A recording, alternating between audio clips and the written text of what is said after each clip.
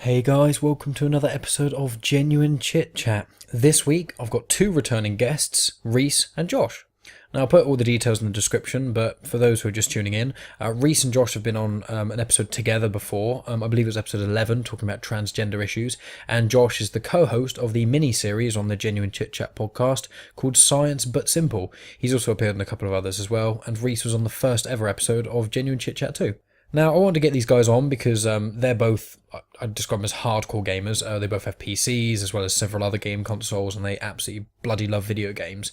Now, I really like video games, and I used to play as much as they did back in college and that sort of time, but over time, I've just got less and less time, especially because I do the podcast now and all sorts of other things. So I'm still interested in gaming in general and the gaming industry and that sort of thing, but I just don't have enough time to play video games all the time because I choose to do other things, such as speak to you lovely people. So this is another two-part chat, so obviously part two will be released next week as usual. Basically in this part we sort of reminisce for a while. I mean, the first 5 minutes we just kind of talk about random stuff. Then we reminisce about Crash Bandicoot, Jak and Daxter and a few other things, Devil May Cry, Halo. We talk about cheat codes, things like that. We get into Bitcoin and cryptocurrencies and mining cryptocurrencies and things like that, which I had no idea about, so that's really interesting. We talk about cryptocurrencies for a little bit, and then kind of towards the end of the chat, we talk about basically sort of pay-to-play games, Star Wars Battlefront 2, and why that's like such an issue, as well as Steam and game curation and that sort of thing. So it's kind of, we start talking about video games and things, and then we kind of slowly delve into some of the issues with the industry, and then before we delve too deep we kind of stop there, or rather I stopped the recording there. We kept chatting and stuff. So next week will be a continuation of that chat. The next week is a lot more about the politics in gaming and all the sorts of issues with the gaming industry, whereas this one's more of a general overview about, reminiscent of sort of games that give us nostalgia, games we used to have fun playing, and then, sprinklings of other stuff such as, the cryptocurrency loot boxes and that sort of thing. So, part one's a bit more varied, part two is a lot more about the industry as a whole. So, make sure you stay tuned for that. Now, before we get started, it's going to be a quick promo from the Comedy Geek podcast, and then it's going to get straight into it. So I'm going to stop going on and rambling and leave you guys to it. Thanks as always for tuning in, guys, and I'll be back at the end for more info. Get out! Everybody out! It's coming! It's coming! I can't believe the cheek of it! Absolutely ridiculous. Outrageous behaviour! Scandalous. The audacity! This could be a life or death situation. Show me your bum. There's no money. There's no money left. It's all gone into Bitcoin. And the consequence apply with terrarium for a large snake. I am a real doctor. Hang on. Is this porn? No, It's not porn. No, it's not porn. definitely not. No. Game of Thrones, Jim Appel, Jim on Toast, Jim Bob. What? In my opinion, there was a total lack of things being stuck up other things. The Comedy Geek Podcast. Search for Comedy Geek on your favourite podcast app.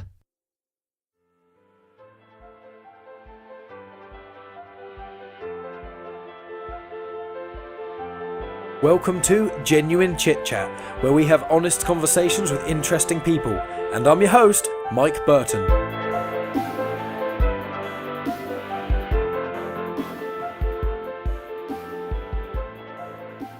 From Majora's Mask. What? The little imp thing that you chase around in the Sacred Grove and Twilight Princess. You're all that. It's Oh, that's what you're Skull saying. That's what it's for. Okay. So that it uses that Saria's song music, and the little imp thing that you're chasing around is Skull Kid, as in from Majora's Mask, Skull Kid.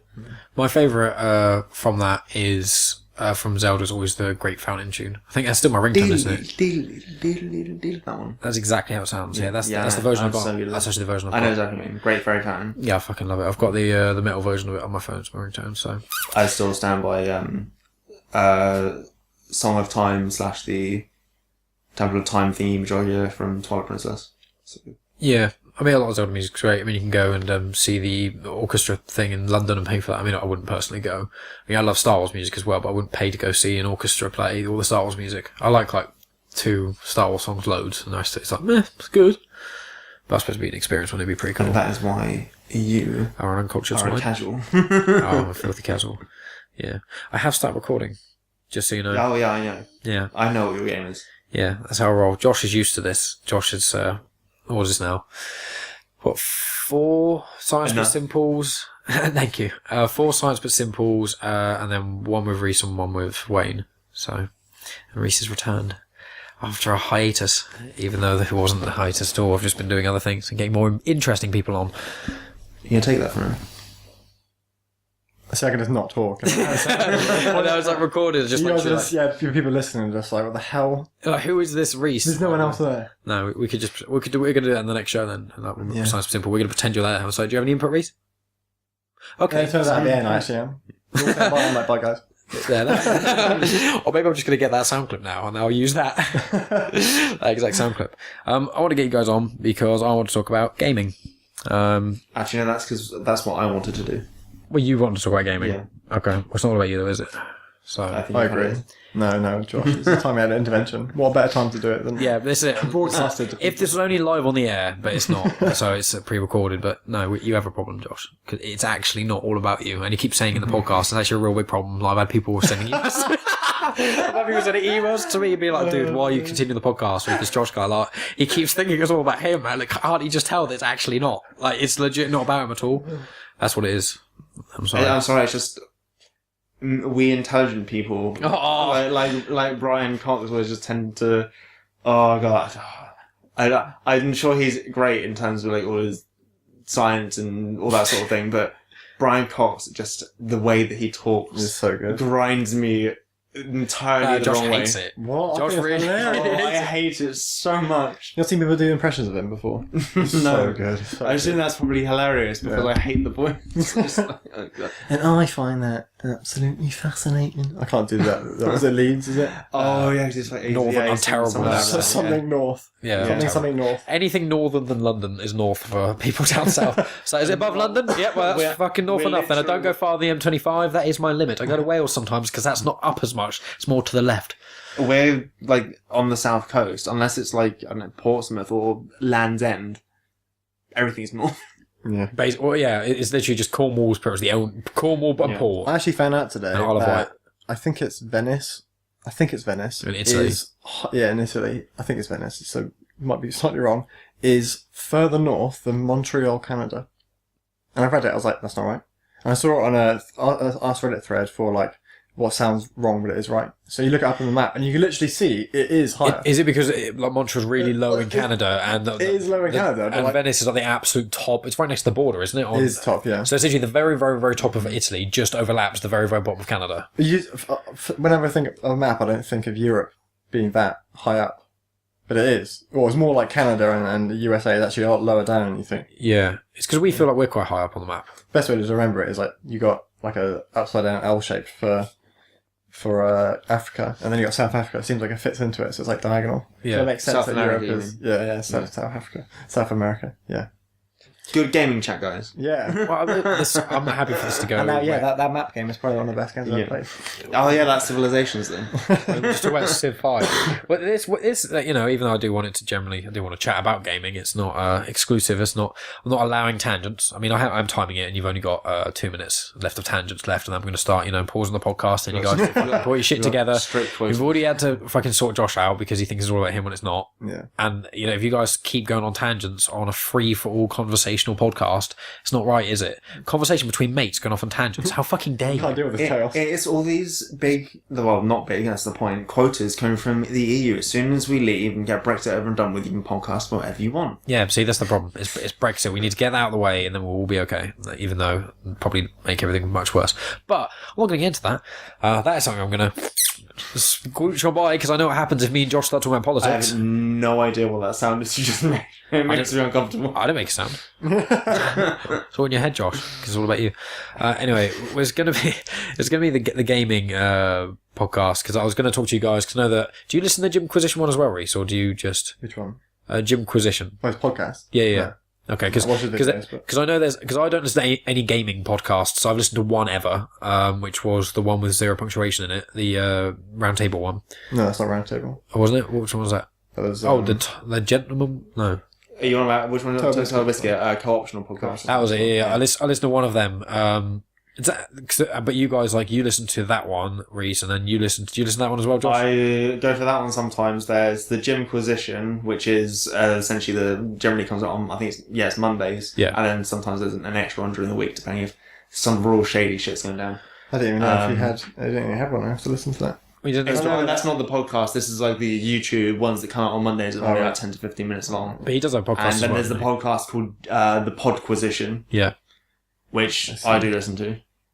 And that has Laura Dale, which you know about her from the D&D podcast that I've mentioned to you as well. And Gavin, I don't know any last name, but he... Rooster Teeth. Yeah, I was going to say, is he the Rooster Teeth guy? Meg Turney's boyfriend. Well, I think they're not together anymore. Yeah. Are they? Pretty damn sure. Well, I don't know. Whoever Gavin is, he's Irish. Oh, right. Irish. He goes by the YouTube name is Miracle of Sound. No, it's definitely not so him. it's definitely not him. And I'm pretty sure he recently got engaged. So. All right. I was thinking it's Rooster Teeth. I'm pretty sure it's not Rooster Teeth. Because he is quite popular. Oh yeah, you're right. Gavin is still with her. I think what it was, I saw something about Meg Turney at some point, and she did a post, and I thought it was insinuating she was single or something, and I think I just assumed wrongly, clearly. But that's nice, you know. She's lovely, and he seems cool. Okay, but he's a legend. It's definitely not Rooster Teeth. Slow-mo guys, you know. Yeah, I know. Slow-mo guys, Rooster Teeth, Red vs Blue. They've done a lot of the early people on the internet. People on the internet, man. I sound about fucking 80. Jesus, on that World Wide Web. Yeah, but I want to get you guys on because obviously you not only listen to the podcasts, but you're much more like I used to be. I'd say during college time, if I had to self-label, I know that you guys probably still are, is a hardcore gamer, someone who plays all the time, really into games. I used to shit loads of games as well. I used to be playing them constantly, and then I just kind of end up liking other stuff as well and not having enough time for it. And now I haven't played a game apart from Smash Bros with you. I haven't played a game excluding like was it Jackbox when we had parties or whatever, or people over. Apart from that, I haven't played Dark Souls or anything like that for I think it's 2 months now. I really don't play it. I haven't. The thing is, when Jedi Fallen Order comes out, probably in a year or whatever, like I'm getting that no matter what. I'm going to play that straight away. It's different. It's add to the narrative, but and Doom Eternal comes out. Oh, yeah. I can't. I'm going to buy that straight a fucking way. It's like, well, when will you buy it? Like, when are you actually going to improve your life? That's what Doom, like that remake of Doom, I was so blown away by how fucking good that was. I remember you saying it was amazing, and I watched you play a bit, and I was like, this is even enjoyable to watch. And then you play it, like, this is so good. Like, every move, they're so heavy in the right way. And when you're ripping those demons apart, it's unbelievable. But I want to get you on there, because you're both gamers a lot more than I am. I'm a filthy casual. You are indeed. I've gone down. It's declined over the months for a while. I was like, no, maybe I'm not, because I do play occasionally, and now it's 2 months without drought, and that's not uncommon for me. So it's filthy casual. I don't know anything. Honest game trailers, you know, that they do on Smosh, and with the guy does the honest trailer guy from Screen Junkies. He does a lot of them, and now 2/3 of the games they mentioned I've never heard of. I go, oh no. I remember when I first started, I knew every fucking game, and now it's like, I've been playing the Crash. Oh yeah, that's great. The redo of that, yeah. It's much easier than I remember. I found that all of it was excluding in the first game, because you said the first game is still the hardest, if you ask me. I only found 2 levels on that game drove me mad. Which ones are they? One of them was the one we have to keep climbing. It's the Great Climb, the second one. That's really, really long, and it's basically where there's like you walk across and you get to a point where there's just this wooden background of like tubes of something, and you have to just go so high. The platforms that spin. Yeah. That's in the first one, isn't it? Yeah, that's the first game. Second level. That's in the first game. No, right, but there's 2 versions of that level. They repeat in Crash. Basically, every level's got at least another one that's harder. It was one of them, and it's the polar bear ones. No, the warthog one. Where It's the chase The way you're riding the warthog. Where you're riding the warthog and you have to jump on turtles or something. Oh, right, yeah. And there's the bridge.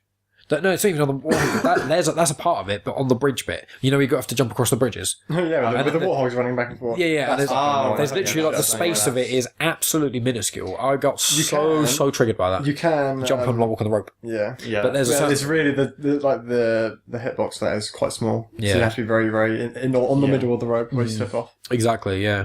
And it's one of those where I was getting so frustrated with it. I mean, I played it once for like an hour and a half. I was like, I can't do this, so I stopped. And then the next night I played it. I think it took me it's somewhere between 2 and 4 hours. I can't remember exactly where. On one level, I could not do it. I think it was close to 2, but I was on it for ages. I couldn't believe it. I was like, okay, I know exactly what to do. Fail. Okay, but fail. Okay, but fail. Okay, fail. Okay, fail. Okay, and it was just like, okay. And then I got like quite far, and you get really close, and then it's like gone. And then I'd get to the checkpoint, and I'd keep getting to almost the same part, but I'd have lost so many lives. You just get one slip up, and the problem is the start of the level, you start to learn. Just like the back of your hand, you don't have to think about it. You think about the timing of everything. But when you fuck up once, you're so ready to get back into it, and you're like, okay, perhaps for start whatever, just done, and then you don't even think about what you're doing, and then you just mess up. Then this is why I am so glad that the life system, like the number of lives that you have left system, is pretty much redundant these days. Oh, the whole you get through a level. New games that come out like hardly ever, as far as I'm aware, have like proper like life, Nintendo, and then like you ran out of lives, game over, start from the very beginning. It's very arcade, isn't it? Well, it depends on what degree you mean. If you mean literally game over, as in completely the end, then that hasn't happened except for certain. In fighting games, Binding of Isaac has that, doesn't it? You go on like the story mode and arcade modes. Binding of Isaac's like that, isn't it? If you die, you start the game that's again. just the genre. Yeah, but that's what I mean. Is there are certain games that still do it. Yeah. Roguelike, there you go. Yeah. But like, there's other games. But do you mean like start the level again annoys you, or what you? It's just the system, because like at the end of the day, I believe it was different in the Crash and the first Crash. You didn't have the ability to save readily on the original one. You I think you had to go to a certain. You had to get to a certain point, and then it would say this game has now been saved at this stage. Like you essentially had checkpoints within levels, but you did a certain amount of levels to reach a checkpoint, and it's like, okay, the game is saved. I can't go back from that point now. Right. Like you could get to almost the end of the first world and think, oh, I've got to go now. Oh yeah, and then you lose all that progress. Was there the same map system? Because I don't recall if they're. Yeah, on the island. It was to do with that, yeah. Oh, okay. But there was no overworld like manual saving. Because I never finished the first Crash game when I had it, because I got the second Crash game first, and I preferred it so much more because obviously graphically and like kind of the way it runs, it's better. I used to think the first one was the best one. Now it's the second one. Yeah, the second one's the best. See, that's what I found when I played Wrath of Cortex. It's so good. I think the first one is better than the third one though. The third one has things in it from the second one that make the second one great, but they put so much stupid shit in it. Yeah, I played it for a bit and I got turned off from it because I went on it and it was like one of the Egyptian levels quite a lot, isn't there? There's a level where you're playing as Coco, like the girl, and then you're on like a jet ski and you're going on some stupid course, and it's like, what? Like, what is this? I don't know. Like, you know what I mean? It's too far out there. And a bazooka and stuff like that. It's like, oh yeah, the Apple I'd rather it just being thing. hardcore platforming, like the second one is, and the first one. Yeah. So the first one just did like just platforming. It had bit of mechanics, and they just played with platforming. And then the second one, they were like, no, you could do weird stuff like climb on gratings and slide and do an extra big jump with a certain maneuver. You could do that in the second one. Yeah, that's what I'm saying. The second one. Obviously, you like the small additions that add mechanics, but you don't like. So the first one's just bare platformer, and then the second one is that. But then they've added loads of stuff in, like the levels where you can like go into the ground, underground, and you can. I think the second one is my favourite, but I can't remember the third or first one. Like I played the first one recently, but on my playthrough again on the HD version, I haven't played the second one to completion. I got quite far through it, and I was getting quite a lot of the gems and stuff as I went. So like trying to get. Because sometimes you get to the end of the level and it's like, oh, I'm one down from one box. And it's like, I need to go back on that level and find that box. Like, I do that occasionally. There's a green gem in that game. But you know, the special gems, I think it's like 5 coloured gems. Oh, the first one that you get is ridiculous. One of them, the green one, you go into this like sewer level, which I actually found without looking online. But you go into a sewer level and it splits off in 2 paths, twice. And one path, you can go into a room and it's got a bunch of nitro boxes. Yeah. And you don't really see a reason to get to the back. Near the back, there's quite a lot of them. Yeah. It's like almost a wall of them. There's like a box near the front. You have to go through some nitro boxes, get the box, and go back, and then go the right way.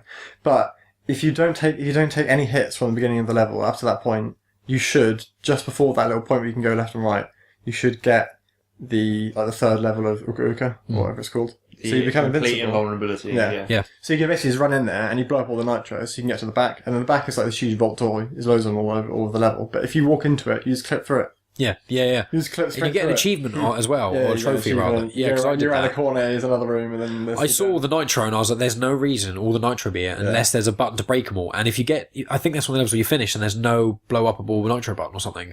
I can't remember. But it's something like that. And I remember being like... Or the blow up button was you go past the point you can't go back, or something like that. Because I remember when I did that, I saw the nitro and I was like, there's something fishy here. Yeah. I think I didn't have vulnerability. I think I just had 2 Akuka masks and I just walked into it because I was like, fuck it. Because in that game, in the first 3 Crash games, you can touch nitro boxes with an Akuka mask and live. But with the games after that, what was the one? The one with Crunch in it. There's something else in Cortex. Went off the rails after that, didn't it? That one wasn't too bad, but then I know you So really Wrath like... of Cortex is the second one, yeah? But yeah, it's Crash, Wrath of Cortex, Warped, and then there's the one with... Warp's after 3. Yeah. Then it's the one that introduces Crunch. Yeah, I'm just going to quickly... Yeah, it's like Twist. Google that. He was... 360, wasn't it? Is Wrath of Cortex. Yeah. What? It says Wrath I think Crash 2 is just Crash 2. Cortex Strikes Back. Cortex Strikes Back, that's it. Yeah, Yes, that's it. Oh man, there were probably people listening to that screaming, but we've done it, guys. We did it. We got to it. Yeah, so it's... Wrath of Cortex is 4, and then it got passed over to another company, I think. Yeah, well then there was Twin Sanity. Twin Sanity. Because you liked it was that. under a different dev team, yeah. Yeah, I like totally different. the one thing. It was more open world. It had some really funny moments.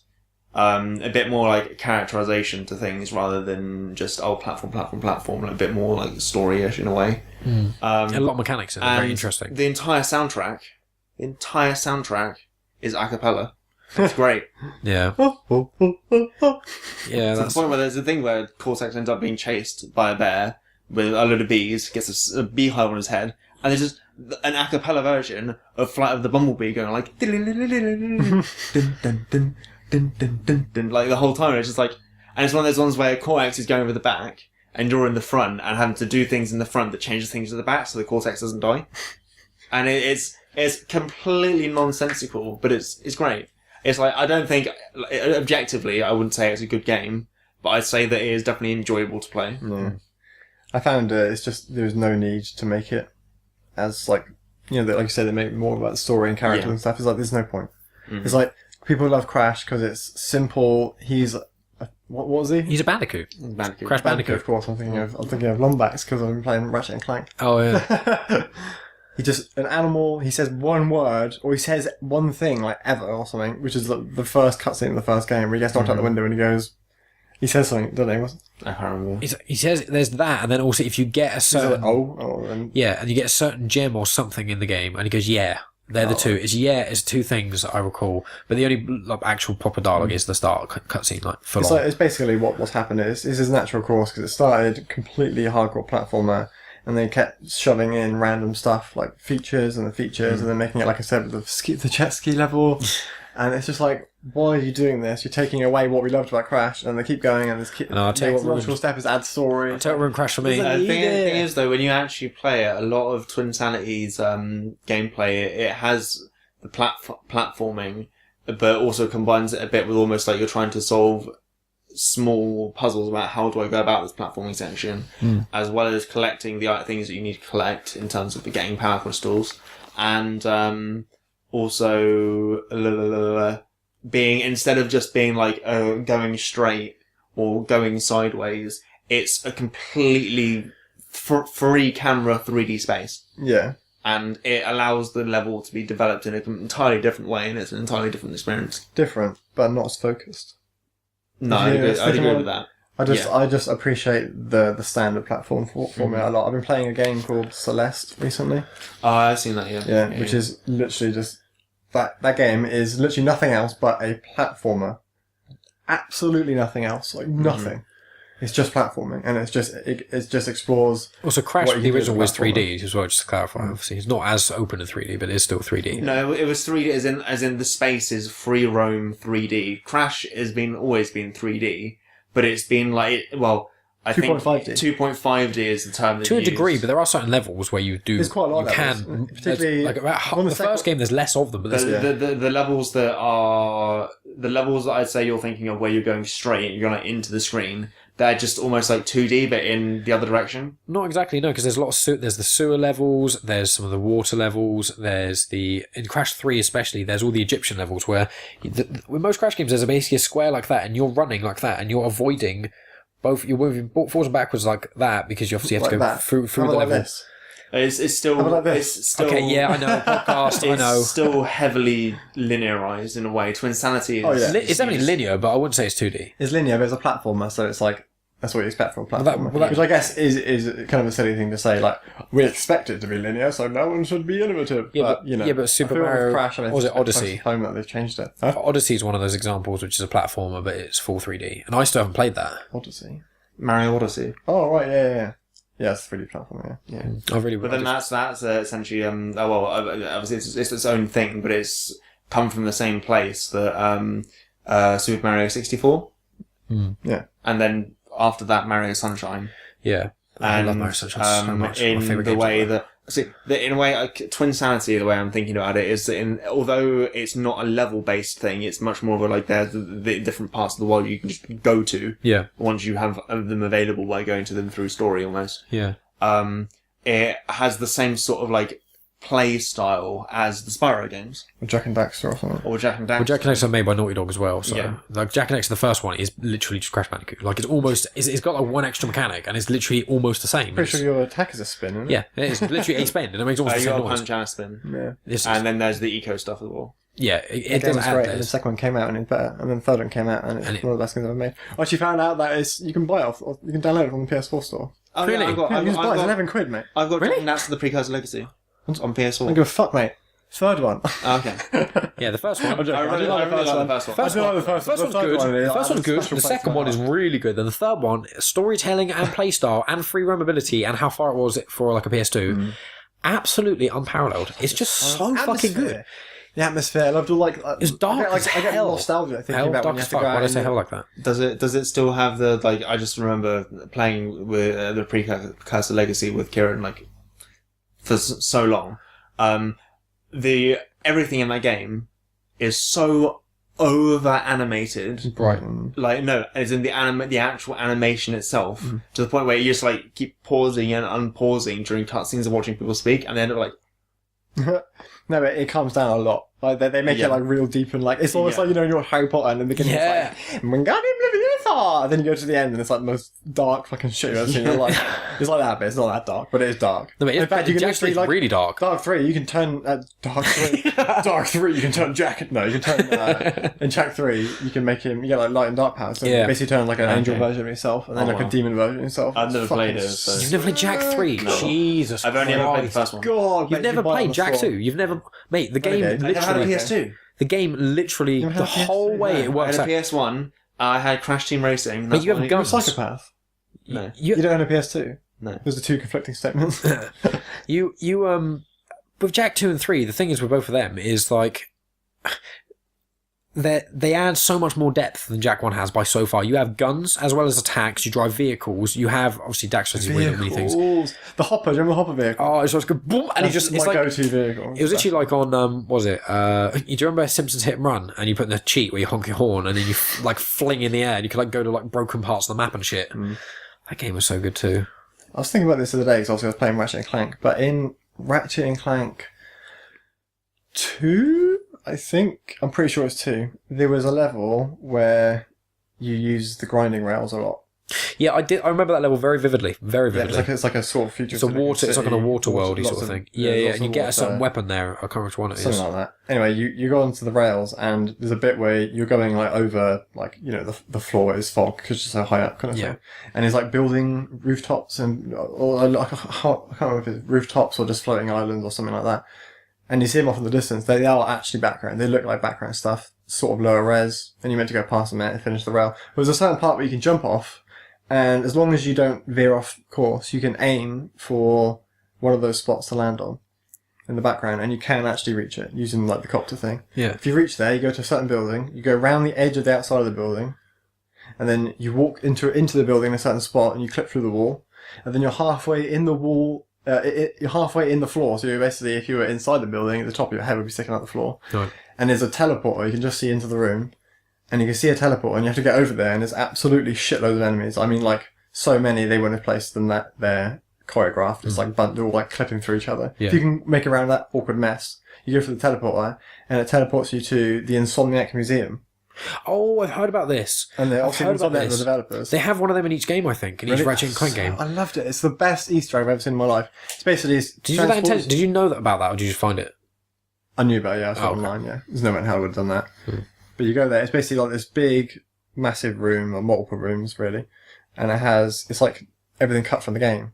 And you go over there, and you click on this thing, and then you hear a developer talking about this thing, how long it took. Yeah, just interesting facts about the design. That's a really nice Easter egg. Yeah, it's awesome. There's like they have like the water effects, because like when the water effects in games start getting really good, and they actually look dynamic and real. Yeah. And there's a little floating square of water effects, and you can like walk over it, and it'll animate it. And it's just.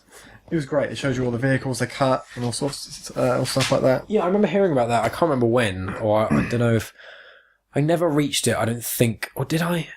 Do you remember in gaming magazines you used to get those little cheat books that came with it? And it would be, cause they're old school. I think I chucked one of them away when I moved, actually, because I thought, hey, they're kind of nifty. And I was like, is there any real reason I need to keep one of these? Or did I keep one? I don't know. But I remember having them, and it would be like, there'd be some ones that you'd get this, and you'd be like, oh my god, I can use cheats in a game. Whereas now it's like literally Google it. Like you could literally, you have something in your pocket, you can access all the internet in the world right now. Whereas us, it's like, you have to buy a magazine or these book things and just hope, and like, you can flick through it, but obviously only if you buy it. So you're like, I hope there's got a game in I want, and it's got like a few previous GTA 5 cheats, or 3, and things like that. And I just remember with that game, it said in there like a little thing of how to get to the Insomniac Museum. Yeah, I think that's. But I don't think it was that game. Cheats, the website. I can't remember which game it was though. That's just the like back then. There was the way that information spread. There wasn't all the plethora of ability to get online information from everything. It was word of mouth sometimes. There was like, there'd be times, I remember meeting people when I'd be on like either school trips or like going on like play schemes and stuff in the 6 holidays, and you'd be talking to someone about games. And they'd be like, oh, do you know in GTA you can do this cheat? And you're I didn't know about that. And you write them down, you get like scraggly bits of paper where you write in like pencil or pen or whatever, and you do like all the arrows and stuff, and you just remember how to do it all. Some of that barely exists anymore at all because the internet, but was amazing at the time were game myths. So like GTA San Andreas, it was like, oh, there is actually Chewbacca is in the game. Oh. And it's all these like weird like ways people are saying how to catch them. The ultimate one is Mew being underneath the truck, is it, or boat or something? Oh, in the SSN in Pokemon Yellow. Yeah, that's it, yeah. Mew being there, which I don't think it is. No, I think it is actually. It is, but I think you need some sort of... It's a very specific like situation you need to fulfill to actually get it. It's really... I thought it was one of those things we need one of those things from like a Pokemon event. Like in real life? No, it was meant to do with you go in the Pokemon Center, then do something else, and then you go up, and then you do some... It's a really like specific set of actions to the point where you need to walk into the grass, find an Abra in a particular space, don't move after that, you just teleport straight back to the center, and I think it's something to do with that. It's really weird and convoluted. Missing No is the one that actually worked. Yeah, Missing No is the other one. That's weird, but when you do certain thing, you can give it a certain thing, and it basically duplicates all the items. It's like you get infinite Master Ball, like 99 Master Ball, 99 Rare Candy. You could do that so easily in Gold and Silver. But wasn't there a way though in Red or Blue that if you do it wrong, you just literally corrupt your whole game? Having Missing No in your game, catching Missing No makes it so that your game's save will probably corrupt at some point. Basically, I'm pretty sure. Right. This makes your game save unstable. As far as I'm aware. There was a cloning glitch in. You put it in and out the Pokemon bank, wasn't it? No, it was you use the move. I think it was the move Pokemon feature, and then you move it between boxes, and then while it's saving, you turned it off, and it duplicated the Pokemon. You could do that with trading as well. If you on certain Pokemon games, if you trade it with someone with a wire, you get to a point where you both basically have the Pokemon, and you turn it off to back on, you both have the Pokemon. It's like, but the old school things were like literally some were myths, obviously, but other ones. It's like things that actually worked, and it's just you spread by word of mouth, like Missing No, things like that. It's crazy the way it was.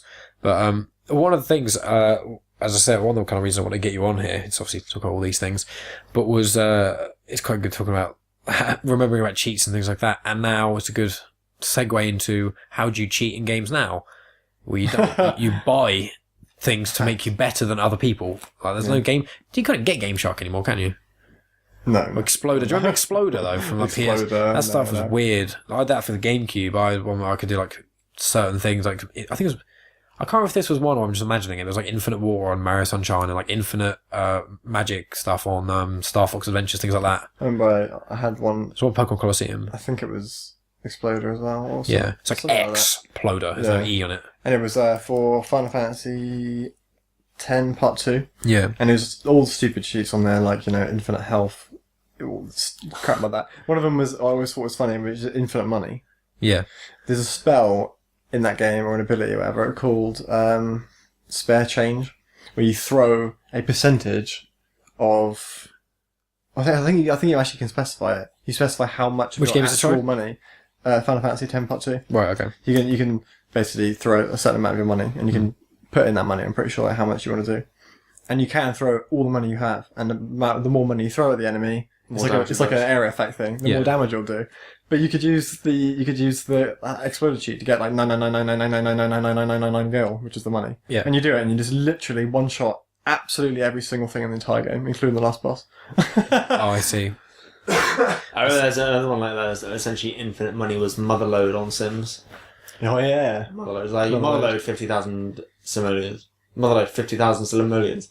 Build the biggest house puzzle. When you type it in the there's like a cheat bar you can bring Or up. essentially like a command prompt. Yeah. There were certain things because there are certain games that just like have them, and you either unlock what they are, like Guitar Hero. You play the game, and when you get to a certain point, like if you already know the cheat, you can just get it. But the only way you can know it is if the game tells you, essentially, or if someone else tells you. So it's kind of, that's a clever way of doing it. But then there are other games where it have like a cheat thing in the menu. And there's certain games I've got, a lot of them on Game Boy Advance and things like that, which are, I think a lot of them are ports from like the SNES and things like that, where it's just like, the game never tells you what the cheat codes are. You just either, there's like, special events you go to and they tell you a certain cheat code and you get a certain thing, or you just have to know. Or people just download aimbots, scripts, macros, things that basically take elements of playing the game out of their hands and let the computer do it, so that they basically just they win because they have the computer basically making the best decision at all times. Counter-Strike has a problem with that. Yeah, but obviously games on PC is different because you can input a thing that can essentially crack it. But with like a Game Boy Advance or like a SNES, there's not. There is a way to eventually crack it in things. But I mean, like games that already have it specifically built in the menu that you want to have. You're talking about things that as long as built-in cheats. Yeah. Yeah. Okay. Oh, okay, I see. That's there was a cheat code for Crash Bandicoot 1 that I knew off by heart, and it was so long. I can't remember how many inputs it was. I think it was at least 25. Was that pretty much like the? It was a lot like everything. Yeah. Oh, one of those ones. There was a lot. I'd say like maybe not a majority, but a very good fraction of PS1 games had that sort of thing in them. Like a surprising amount where you could just it's normally on the where it said press start, where you can basically press any button apart from start and it won't actually do anything. I remember there was the ones for Crash Team Racing, because you could unlock like all the different races and maps and everything, as well as the bosses to use as characters. And then there were cheat codes to put in for things like Penga, the penguin, Entropy, getting N-Oxide as a playable character, Fake Crash. Actually, no, I think Fake Crash was an actual legitimate one to get. But like all those sorts of things, like extra characters and stuff, you could just like unlock them by putting cheat codes in as extra characters. It's like, why are these just not in the game? I love, like I said, it's cut for some reason. Yeah. I love it when you can basically break the game into giving you, probably not a cheat, but just a secret of some kind. Yeah. So like Melee, Smash Bros. Melee, there's a thing you can do where, I can't remember what mode you have to be in, but you need to have a second controller plugged in, and then they need to like not move their controller. They have to move it to a certain spot, then not move it for something else. I can't remember how it works. But you start a map. You can get to this asset. You can get to the map selection screen with player 2 not having chosen anyone, which usually won't let you do. If you do that, you pick a stage, and then they become crazy hand. They're master hand. Oh, I don't think that was in Melee. I think that was the Japanese only version of Melee, or it was the N64 version. It was definitely Melee. Because I remember hearing about that, because there was another thing, there was always that myth with Melee that you could be towed if you shoot every credit thing at the end, which isn't true. No. Not that I ever did it, obviously, but you just look online now and stuff like that. But, with the cheat codes and stuff, there's so many games that are like that. It is maths. Hold on. 4, 8, 12, 16, 20, it's 24. It's 24 buttons, that Crash Bandicoot code. Okay, cool. 24 buttons. Like, how the hell could you ever know that without like being told by a developer or? Here's the worst one is, well, not the worst one, but one that actually impacts the game, is Halo 3. That whole thing in the last level of Halo where you have to jump through the rings in a certain order. Because I used to, do you remember I used to remember that? I used to always know it. So we used to go with people. Like, it was when the internet... It's a lot of skulls, wasn't it? Yeah, and it was to actually get one of the skulls. Oh, You got an achievement for getting every skull. And it's like, it's like 3, 4, 5, 4, 6, 3, 4 or something. Iron? That's the ridiculously hard skull makes so that you you basically have a turn into a roguelike if you die, start the level again. No, I think it was one of the white ones. I think it was the IWHB skull. Oh yeah, probably. Actually, I think it was that one. Oh no, that one. No, that's the flood one. No, that's in the flood one. Sorry, that's in Cortana. When you have to, because a couple of them you have to grenade jump up to places, which makes sense. Yeah, but I remember one of the levels used to do that. One of the really massive levels, you're always in vehicles. Oh, the arc. You have to do it, and there's the columns when you drive past in a tank. Yeah. They were cool, but the thing is, like, the certain levels, like the Ark of the Covenant, are so unfathomably colossal. You're just like, how would you, if you actually looked for that, like, how long would you be playing the game looking at every corner? Because some of those ones, like, so what's the one, like on the last level, there's that thing where you have to go like the wrong way essentially and walk out to that corner bit. That's good. That's good. Where that grunt is, and it like yells at you, and you walk around it, and then you pick up the skull. It's like like a whole thing falls down, and then there's like a bit of cliff left, and there's a tiny bit sticking out of it. Don't remember. No, that's how. The weird dancing man, the scuba, the guy in the bathing suit. Oh yeah. Oh, you can go outside the level on standoff, and you can go to the satellites in the background. Oh yeah, we had pictures of that, didn't we? Well. Yeah. Us and Comrade, we had photos of ourselves like doing that. Yeah. I always find going out of bounds in a game like that can be really creepy and weird. Like. In San Andreas... These are the places of the level that you were never meant to see. Yeah. In San Andreas, you can do this really weird thing when you go into the gym that's on just off Grove Street. Yeah. You stand near the door and you do something with a jetpack and you can clip out of the room. Yeah. And then if you pick a direction and just jetpack that way for ages, you will eventually reach something. Like, it depends on which way you can go. It's just random content that I guess is just... I don't know why. I don't understand game developing to this point. Hidden away. They haven't deleted it. Instead of getting rid of it, they just moved it beyond any form of render distance. Just some random room and some random people were in there, maybe halfway clipping through the floor or something. And it's just like, what the fuck? It's really creepy. Really creepy. Like ghosts in the games. Is that Hitman contracts on I think it's the second level. You go into a gigantic hotel, and that's where the whole level is. I think it's probably the best level in the game. But there's a floor you can go on which is like tapered off by police, and they're like, oh, you can't go in here, it's been a murder, and it all goes, when you walk in there, it all goes very, very dark and horror movie, and it's like lightning flashing through it's all silent, whatever. You go into the bathroom, and if you look into the mirror, and then look away, and then look back, I think it might be the first time actually you look into the mirror, but you can see a ghost behind you. You turn around, it's gone, and then you look back and it's not there anymore. Yeah. And I think you see it in the hallway as well. It's really creepy. Yeah, that sort of stuff is really cool. I don't know if is it Resident Evil games where you can't see yourself in the mirror and things like that. But there's like, I recall there being one that you look at something and an enemy, maybe it's an Amnesia or something. There's not Amnesia because you'd know if it was in that. But there's a game I think where you look in the mirror and there's an enemy in the mirror, and the enemy only basically hurts you if you see it in the mirror. Or that's when you first see it. I can't remember if I'm making that up or that's from a film or something. No idea. Okay. I'm just thinking the mirror, Nilo Angelo from Devil May Cry 1. Oh, right, yeah. I've played that, I completed that game, but I can't remember the mirror. Oh, wait, no, where you do that level where there's that thing that's doing exactly the same as you're doing, like the doppelganger. You're thinking of Devil May Cry 3. Is that Devil May Cry 3? Mm-hmm. Doppelganger is Devil May Cry 3, yeah. Oh, because I remember playing Devil May Cry 1, because I... No. Not a few. I'm not saying... I'm definitely not saying it's not in that game. I'm saying it probably is in that game. But, the Mirror World is where you fight... Is it Nightmare? There's quite a few games out. First time? Those, actually. Mirror. You go into the mirror. And you fight Nightmare in that little area. You do, actually. Yeah, you do. You don't find your doppelganger. You do go into a mirror. There's another game that's got... I think is it Lara Croft? That's right. You go back later in the game and use the item to go into the mirror. Yeah, because that's the same room that you fight Phantom in. Yeah. There's a lot of... Devil May Cry 1 had the worst names. Yeah. I find with... are they making another Devil May Cry as well? Devil May Cry 5? Yes, I'm excited for that. So did everyone just hate Dante then, the new one? Yep. Did you? Yep. Do you hate him because he just wasn't as good as You did, and then you played the game and was like, actually, this game is amazing. The game's amazing, but the story and the characters, I fucking hate it. They've just butchered an amazing story. They're like, let's modernise it. It's like, why? Everyone just sit around the table and just think, wait, what does this add? Nothing. It's much better when it's like, more fantasy, demons, fucking guys with swords and shit. I know obviously this is demons and guys with swords, but it's all like they've had to make it in with technology and they have to reimagine the characters. He's a fucking sport brat who's unlikable. I liked the way that they tried to kind of do something new with it and take it in a bit of a different direction and try something out.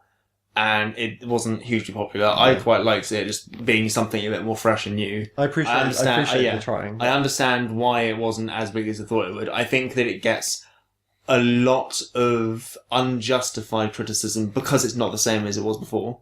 Yeah. I think people hate on it because it's not the old Dante, and not because it's a bad game. And they say it's a terrible game because... Exactly. Yeah. There's those people because they'll say the game's bad. It's like, I know you hate the characters, but you played the game. You actually controlled the character and played it. Yeah, it's like, shit. It's like, look, but really though, it's fucking amazing. It's like potentially the best hack and slash mechanics there's been so far. Yeah. Yeah, with the whole thing where you press the triggers and whatnot and it changes from light to heavy with the full fluidity of the different strength attacks, you've just got such a variety of combos.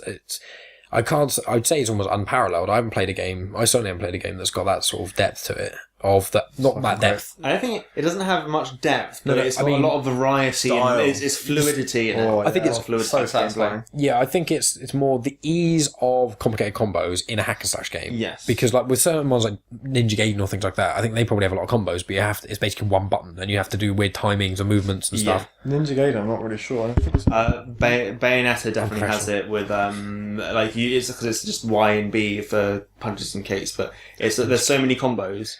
And it's to do with like moving back and forward, back and then back to forward on the left thumbstick while pressing Y and stuff. Like combos like these, I understand that like these are different ways of inputting combos, but like they just become so awkward to try and pull off that it's just you never end up using them. You just use the standard ones because there's no reason to use the ones that aren't the standard ones. Yeah.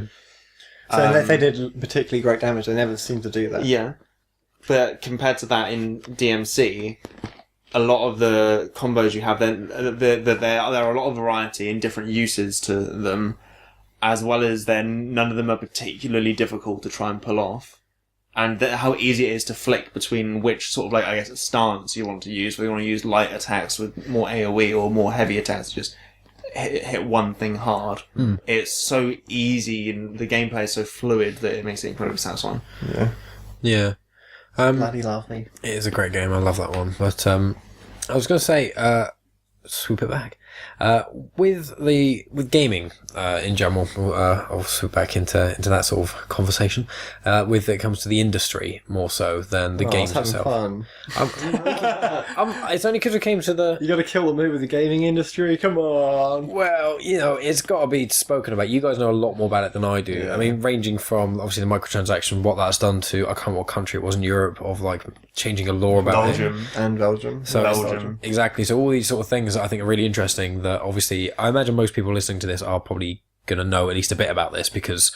Well, I'm just a filthy casual. It became quite big news. Like it was all on BBC News, all that sort of thing about all these sorts of things going on. Because people were it was quite bluntly, it was avarice from game companies. Well, if we not even developers, publishers. Well, if we just pause that and instead of going deep in halfway through, if we revert, fucking hate EA. Come on, Josh. Fuck Ubisoft as well. Michael, I am still incredibly disappointed that you bought Battlefront 2. Fuck you. Okay.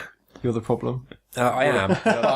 I'm a filthy casual who buys like 2 games a year, okay? And I don't give a fuck about your price opinions.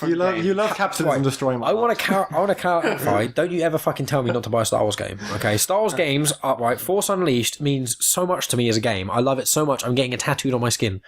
Star Wars games, mate, when Jedi Fallen Order was announced. Do you know how excited I was? Do you know how upset I am that 1313 and that fucking Uncharted one have been cancelled? To a point, I get it. On face value, when you first say, like, I left Star Wars, that's why I got it. It's like, yeah, you have the free pass. But then I think, what if they just made loads of Dark Souls games, which is, the best game ever made, and then they just made more, and they were like, they were just absolute, complete trash, money-grabbing, make you sick, fucking loot box trash. Would I buy it just because I need to know what happens in the story? No. God fucking no. There are two differences I'll put in here for that. Well, first of all is that the story to Battlefront 2 is key to like understanding. It's a new perspective of a part of Star Wars which people don't know about, obviously between episode 3 and 4. And second of all, yeah, you shouldn't have. This is your punishment for arguing with me about Star Wars. The whole thing is that Star Wars, 8 movies, 2 massive series, going to be a 3rd and a 4th series coming out, books, comics, games, all these things making this gigantic universe, and this is quite a large story, like a movie, almost a movie amount of story from another perspective. and that adds so much to the universe, and there's more content that's going to come out that's going to reference that I'm not going to understand if I don't play that game. So, and also, I agree, the loot box stuff is trash, but I didn't, this is my only tiny little thing I didn't really play online very much. I literally played the campaign, I was like, okay, yeah, it's 40 quid, it ruins the industry, and I'm sorry, but Star Wars is the only game I do it for because it's Star Wars. Yeah, that's right. To be fair, they did take, I think they estimated to sell, however many copies. They sold literally only, this sounds bad, but only, pretty sure they only sold, was it 1 million or something? I have no idea. They sold so many less copies of that game than they budgeted to. It's insane. Mm. And then, right, they went and did some retroactive bullshit. It's around 10 million, they think. Yeah, and I think it was, they were trying to get 12 million, they missed target. Yeah, and it's that's still a lot of, they wanted to sell, much more than that. Yeah, that's definitely. still a lot of game sales, but the fact that the community backlash about, was essentially by what is put in the industry when we talk about dollars and stuff, it's a $60 game, and it then had pay-to-win loot box features in, which have now been retroactively removed and replaced with cosmetic content that is purchasable that was told to say, oh no, we can't put that into the game because of these reasons. Yeah. When then the game was data mined and found that the files for the cosmetics were there, which they then later released. And it's like... Contingency plan. It's like, I'm adamant that they were fully intent on releasing these things that were then cosmetic afterwards, later, anyway. But they tried to, bullshit, essentially, and work around it. And then, the other thing is which one's the first one? Is it Shadow of Mordor or Shadow of War that's the first one? Shadow of Mordor was the first one. So Shadow of War had a loot box system, which actually, admittedly, they've admitted now, it literally broke the game. Really? People that say, oh, it's loot boxes, they don't affect the game balance. It's like when you are playing a game and you're having to spend hours grinding for stuff that you can just buy, you're affecting the gameplay. Yeah, you're paying for shortcuts. It's not like cosmetics, it's actual things to use in the game. Yeah. And then they removed the loot box. They've recently removed the loot box system and had to actually rebalance the entire game to make sure that it actually works again properly. Who made that game? Warner Brothers? Is it Warner Brothers? Yeah, Warner Brothers. Only Warner Brothers can be that fucking scummy. I didn't know Warner Brothers made games. Yeah, they publish. They don't make, they publish. As EA don't make the games, they publish the games. Yeah, they are the ones who put the money in, they choose when it gets released, they do a lot of the promo for it. They're like the producers of the... Oh yes, they publish, they produce it. Yeah, precisely. We know that Ubisoft, they're quite bad for it as well, but is that also because they release so many Assassin's Creed games so close together with half of them being broken? Ubisoft is a different story. And they're showing promise. They're becoming better. Yeah. They're still not there, but they're becoming better.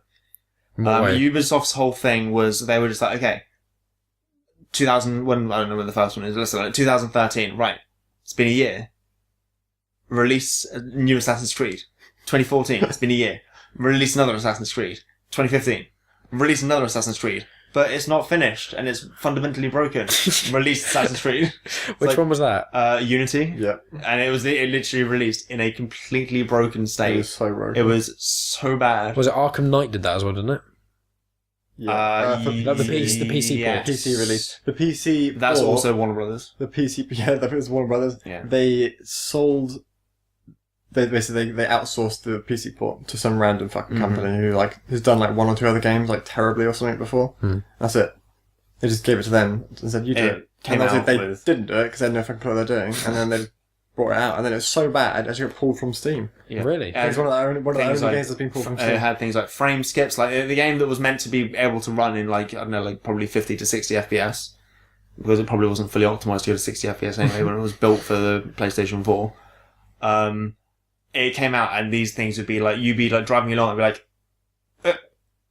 be jumping because it's going from probably somewhere around 25 frames a second to 5 frames per second and then back again. So it was to the point where it was not playable because you could not tell or see what was going on. And in a game especially... I've seen videos, but I've never played it, I didn't buy it. I was like, one, it's not really my kind of game. And two, just seeing, I saw things of it and it's literally oh, how is this thing made on Steam? And the other thing, right? Steam is a whole other kettle of fish, right? And just, they're trying to be, think about, if you're running a store, because that's what Steam is, that is a store, it is a storefront, right? Would you think, okay, I need to decide the quality and this, that, and the other, and make sure that things that I'm selling in my store are fit for purpose and okay to be sold? Was quality checking us the main thing about being... Steam does not do that. At all? Pretty much. I don't know much about this in terms of how they used to be, but they used to do apparently too much quality control. People were complaining about it, so they were just like, you know what, fuck it. Well, that's what they did with that. When you fucking sort it out, so they just let everything on. That's the green light system. Valve have done pretty much everything to separate themselves from quality control to the point where pretty much literally anything can get onto the Steam storefront. To the point, recently, in the last week, there have been asset flip games, which is, well, not even games, asset flips, that basically people take online resources you can buy, convert them into something with no, like, real changes, apart from just putting them in there, and then upload it to buy. And they're fitted, essentially, with the programming, so that people download, open up the game, and it starts using their PC for cryptocurrency mining. Yeah. What? How's that? What? You can get, like, crypto viruses. So you get a virus, and what it'll do is it'll sit in the background, you won't know it's there, and it will use your processing power to mine Bitcoin for someone else, and it'll send that data back to that person. What do you mean mine Bitcoin? Yeah, Bitcoin. Yeah. You make Bitcoin using some sort of, I told you before, I have always no idea about I've got no idea how it works. I don't know how it works, I don't get it at all. Okay. But there's some sort of computer process that you can put a computer through, and over a very, very big period of time, so it'll do shitloads of calculations and stuff, you will get a Bitcoin. Right. Depending on how fast that computer is. It's basically generating Bitcoin. Yeah, I see. As a Okay. cryptocurrency. So the idea is, if you made that virus and spread it out to the world, say you infect 1 million people, say all those, for argument's sake, 1 million people, all those 1 million people have their computers on at the same time. Yeah. You have 1 million computers mining Bitcoin for you.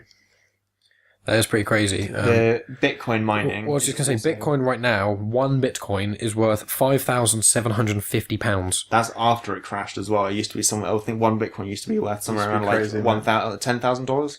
It's currently, recently in the last few weeks, the highest it's been is about $8,500. It's been much, much higher in the past. Yeah.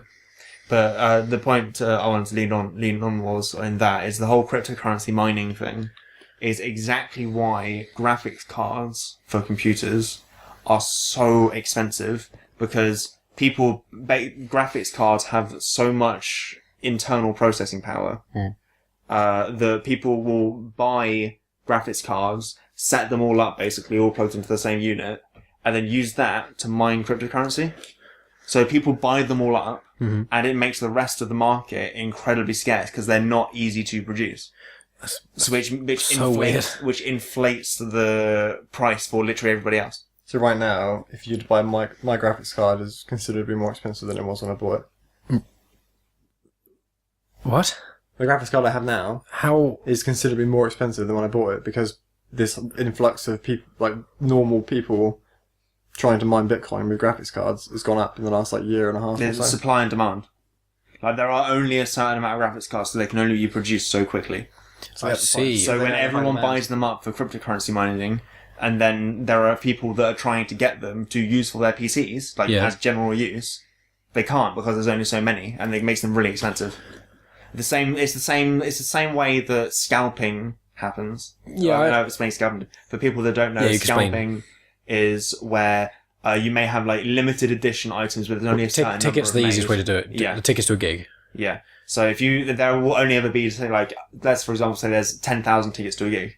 If one person buys 1,000 of those, and then the other 9,000 all go, that person, the demand for that gig, because one single person has bought 1,000 tickets, that person can then sell them on for easily upwards of twice the price that they paid for each individual ticket. Mm-hmm. Yeah. And that is one of the single most scummiest things I have ever seen people do. Yeah. There isn't a corporation that's doing it because that's what corporations do. Yeah. And I don't like the corporations do it. I still hate the corporations do it. But I expect it of corporations because that's what they're like. I don't expect regular people to do this. Yeah. Well, it's I didn't, with the whole cryptocurrency data mining thing, I didn't even know that was a possibility. That's absolutely insane. But yeah, I was going to say, when you were talking about the gaming, on Steam, people can upload anything. One of the first things I thought of was, okay, it was two things. First, always one which is, okay, there's going to be games released that are broken, unfinished, and quite frankly shit, and people are going to like say, okay, this is terrible, I want a refund, and it's going to cause loads of ripples, and some people probably aren't going to get their money back or something like that. But then also, people downloading a game and thinking it's trusted software or whatever, just a pure virus. You just freely downloaded it, put in, like, it's got I access to imagine everything. it gets scanned with something. It's got, I mean, it's on the Steam store. It must have some level of, like, malicious software scanning. True. But I imagine, obviously, if people actually playing it and doing a sort of system of checking it, would probably find more. You are correct about however much stuff there is on there that ends up with being broken, unplayable, doesn't work, doesn't even open. Games have made it onto Steam where they can be downloaded and not installed. Actually, no, yeah, they can be installed and everything, but there's no .exe file. There's no executable file, so the game literally cannot be opened. What the fuck? Things have made it onto Steam like that. I can't. Jesus. I have no idea who the hell's buying these games, because you see those games and you're like, who the fuck would even download that for free, let alone pay money for it? Well, either people who are dumb or people who are really skint, and it's like, if you see a game that's for free and you're like, I can't afford to buy loads of these cool fancy games. I don't think you understand. Well, you bought that game. What was that game on the Xbox indie store? Which was that cowboy game where it's literally like a square and it's a cowboy and you're fighting zombies, and it's like the worst, not the worst, but it's terrible. Nuclear Wasteland? Yeah, that was it. So many of them. Yeah, so like you've downloaded them. We've downloaded games before we thought were so bad that are good, like they're not. But like on the Xbox yeah, store, but it's a bit different. for a laugh. That's on the Xbox. That's on the Xbox Arcade. Like, the Xbox Arcade is heavily curated. Yeah, but I didn't even think about Whereas on curation. Steam, if you're on Steam, well, there's not that much on the arcade. Not compared to Steam now, of course Yeah. not. Even Sony is going very much downhill with the things that have come out on the Sony online store that are just online release only for download are atrocious quality. Really? And they're being sold for Really? like £15. Whoa. It's absolutely insane. What were you going to say, Rhys, about we were talking about Nuclear Wasteland? Like That's great.